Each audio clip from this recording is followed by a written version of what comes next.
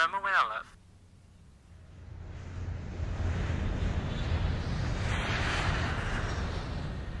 My family came to farewell yours at the main gate, and we took photos.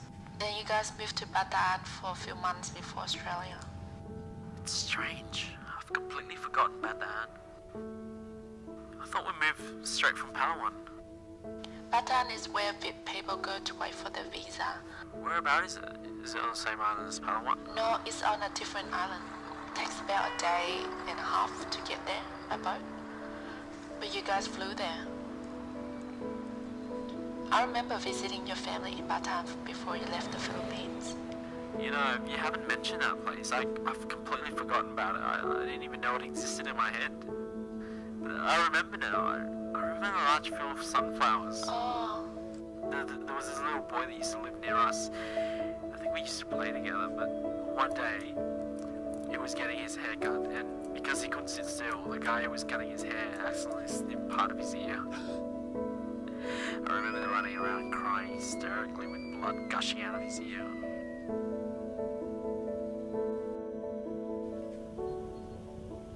Do you remember when it used to rain really heavy? We used to love to Tammu and hide and seek near Crew 11 and 12. Why is it called Area 11 and 12? In the camp, there were areas 1 to 12. They divided the people up into random groups.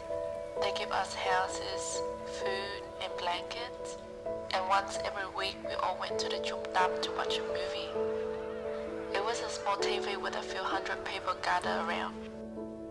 Yeah, and afterwards we used to cross the rows of public toilets. Do you remember that place? Near Area 12. I remember people saying that place was haunted. Yeah, I remember so many ghosts there.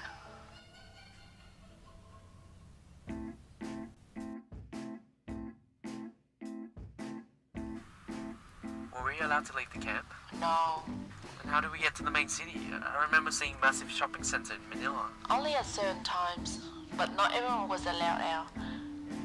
You just needed to let them know where you wanted to go. So what if we left and never come back? No, you wouldn't do that. Because at the time we couldn't speak Tagalog or English. We wouldn't survive on the other side of the fence.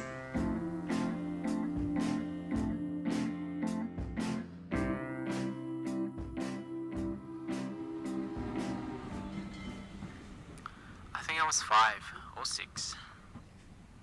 At the time, my father used to travel quite a lot into the city. He came home once with this electronic train set, and it was the most amazing thing I've ever seen. I remember just sitting in front of it for hours, just watching the train go round and around the track. And then I fell asleep in front of it one day. I remember there was a man who used to live 2 blocks from where we were.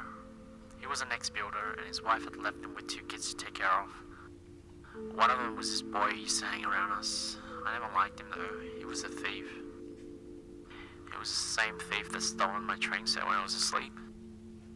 But his father didn't know that. The man was twice the size of my mama, and what he did to her, I could never forget.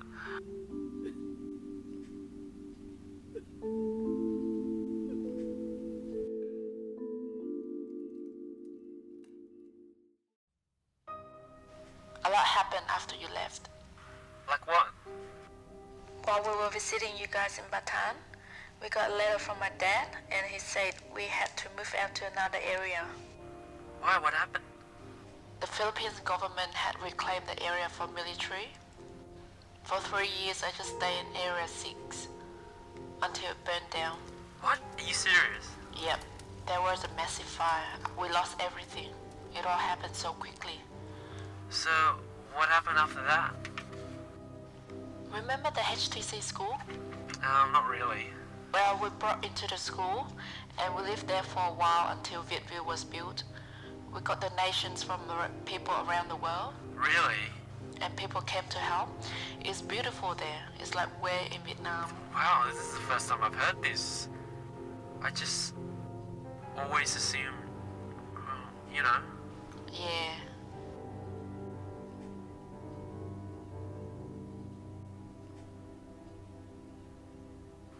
It was such a long wait as well. I remember being over here thinking I would never see you guys again. 11 years we lived there. And I kept asking my parents, if your family would ever get to come to Australia. Yeah, and your dad visited us in 1998. I still have the photos. Do you like it over here? Sometimes I wish I was back in Palawan. It was so much fun growing up there. All my friends live in the US now. I met some of them when I was holiday in Vietnam. We're on plan to head back to Palawan next year. I remember when I first came to Australia, I found it really difficult to adjust. I mean, I couldn't speak a word of English. I didn't know anyone. We went from warm tropical climate to freezing cold Melbourne weather. It was crazy. The hay fever was a bitch. I couldn't relate to anyone and was too embarrassed to let anyone know where I came from. I never feel embarrassed when I talk about where I came from or being a refugee. I've been telling the story to everyone. Yeah, I don't know why. I think about it now and it's silly, you know. I guess I was only 7. It was a lot to take in at the time. When we were on the boat, everyone got sick, even you. Yeah, I remember my dad telling me this. You had the mumps or something. Everyone except for your dad. He was the one taking care of us. The whole time I was hungry, I asked him to make me milk. I kept saying, "Go yung pha sữa," and all you ever ate was rice and salt. So I've heard. I was only 22 months old. Are you older than me? I'm 3rd September 87. You? 16 January 87? No, I'm definitely older. January the 8th, 1987.